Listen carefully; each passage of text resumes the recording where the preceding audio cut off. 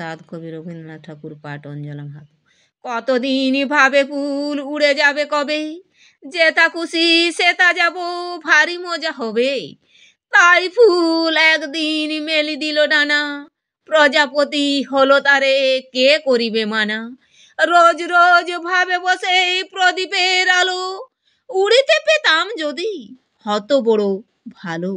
ভাবিতে ভাবিতে শেষে কবে পেল পাখা, জোনাকি হলো সে ঘরে যায় না তো রাখা। পুকুরের জল ভাবে চুপ করে থাকি, হায় হায় কি মজায় উড়ে যায় পাখি।